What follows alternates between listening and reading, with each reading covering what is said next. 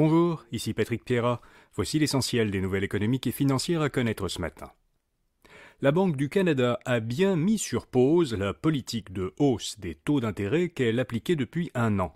Hier, elle a décidé de maintenir son taux directeur à 4,5%. La Banque centrale canadienne explique que la croissance économique du dernier trimestre a été inférieure aux projections et qu'elle s'attend à ce que l'inflation annuelle ralentisse à environ 3% cet été. La Banque du Canada mentionne cependant certains facteurs qui pourraient nuire à ce ralentissement de l'inflation. Le taux de chômage se maintient à un taux historiquement bas, le nombre de postes vacants est élevé et les salaires augmentent au rythme de 4 à 5% par an.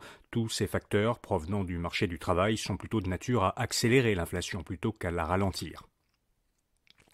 Le Conseil de la radiodiffusion et des télécommunications canadiennes lance une consultation sur le marché des services Internet, dans l'objectif d'accroître la concurrence et de faire baisser les prix. Le CRTC compte réexaminer les tarifs que les petits fournisseurs de télécom paient pour pouvoir s'interconnecter au réseau des grands fournisseurs comme Bell et Rogers. En attendant ce réexamen, le CRTC a décrété une réduction de 10% sur certains de ces tarifs de gros pour réduire les frais que paient les petits fournisseurs et donc théoriquement les inciter à réduire les prix qu'ils font payer eux-mêmes à leurs clients consommateurs. Les banques et les assureurs devront désormais divulguer comment ils tiennent compte du risque climatique. Le bureau du surintendant des institutions financières a en effet publié une ligne directrice qui élève ses attentes vis-à-vis les banques et les assureurs concernant leur gestion du risque climatique.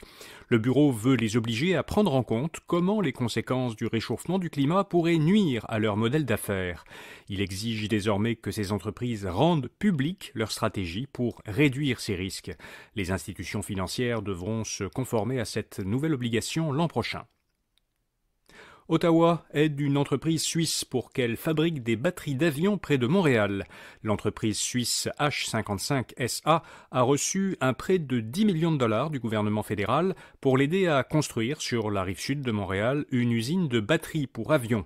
Cette usine devrait approvisionner des entreprises qui sont actives dans l'industrie aéronautique canadienne, dont Pratt & Whitney Canada, CAE et Harbour Air.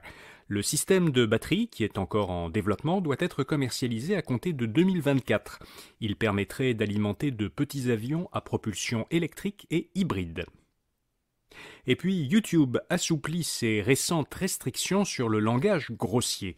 Depuis novembre, YouTube empêchait les créateurs de contenu de monétiser leurs vidéos si un langage grossier, y compris des grossièretés en français, était employé dans les 15 premières secondes de la vidéo. Ces créateurs pouvaient ainsi se trouver privés de revenus liés à la diffusion de publicité dans leurs vidéos. Cette règle avait suscité la grogne chez certains et YouTube a choisi de modifier sa politique. Désormais, les vidéos peuvent être monétisées même si on y entend des grossièretés jugées modérées selon YouTube. La présence de grossièretés plus forte est tolérée, mais les créateurs pourraient alors recevoir moins de revenus publicitaires. Voilà, vous savez l'essentiel. Pour un tour d'horizon de l'actualité générale au Québec et dans le monde, écoutez notre autre balado quotidien, Actualité Info Bref. À demain matin pour un prochain bulletin de nouvelles Info Bref à faire. Bonne journée.